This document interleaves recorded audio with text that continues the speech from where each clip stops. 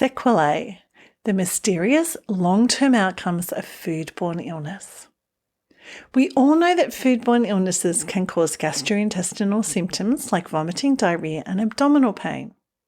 You're also probably aware that some foodborne pathogens cause more serious and irreversible outcomes, such as miscarriage, that's Listeria monocytogenes, kidney failure, that's Shiga toxin-producing E. coli, and death from respiratory paralysis, that's Clostridium botulinum.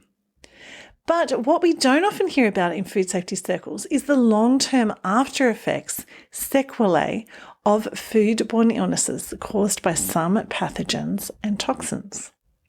These sequelae range from arthritis caused by Salmonella species and Shigella species to the severe neurological disorder Guillain-Barré or Guillain-Barré syndrome caused by Campylobacter.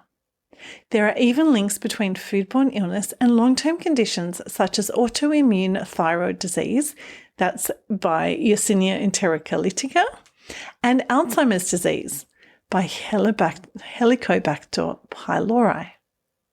Sequelae of foodborne illnesses are estimated to develop in 12 to 18 million individuals each year.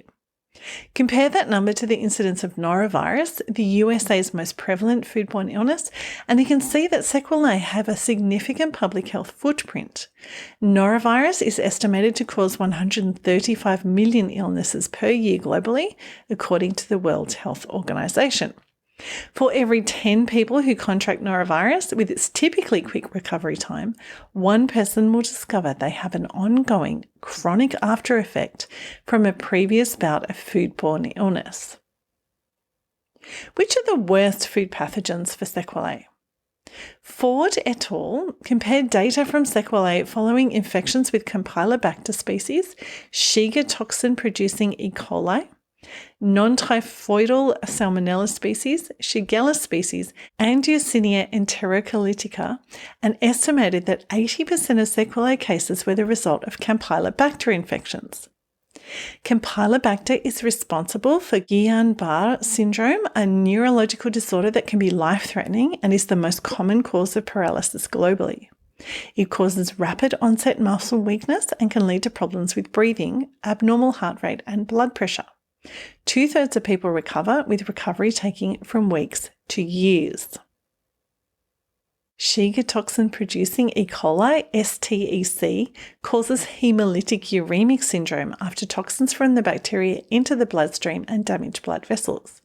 It's a life-threatening condition that can cause damage to kidneys and other organs. Shigella, Salmonella, and pneumonia infections can also cause hemolytic uremic syndrome. Campylobacter, non-typhoidal Salmonella, and Shigella cause irritable bowel syndrome, a gastrointestinal disorder that causes abdominal pain and bowel dysfunction and can persist for years. Campylobacter, non-typhoidal Salmonella, Shigella, and Yersinia enterocolitica cause reactive arthritis, a condition characterized by inflammation, pain, and swelling in the joints and tendons, rashes, and eye pain. 80% of people make a full recovery within 12 months. Liver flukes, a group of terrestrial parasites that can cause infections from contaminated food and water, play significant roles in the development of bile duct cancers in humans.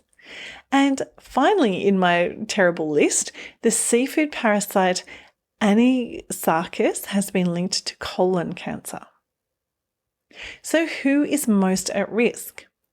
Chronic illnesses that follow a foodborne illness event but are distinct from the initial illness aren't tracked and reported like the most common foodborne illnesses. They are rarely linked epidemiologically to a particular outbreak because they often occur weeks or months after the initial infection. After suffering from a foodborne illness, the likelihood of a patient developing a sequela or sequelae varies, depending on the virulence of the organism and the dose received, as well as the age, immune status, and genetic characteristics of the patient. Case study: paralysed from the neck down. When a 24-year-old Irish man ended up in the intensive care unit with rapidly progressing paralysis in August 2024, doctors were initially baffled. His first symptom was tingling in his leg. Within 24 hours, he had lost all feeling from the neck down, lost his ability to communicate, and required assistance to breathe. His parents described the horror of taking him to the hospital, saying that when he left home he could walk to the car, but by the time he got to the hospital he could not only not walk, but couldn't even open the car door. He was diagnosed with Guillain-Barré syndrome, GBS, likely caused by a bout of food poisoning from Campylobacter 2 weeks earlier.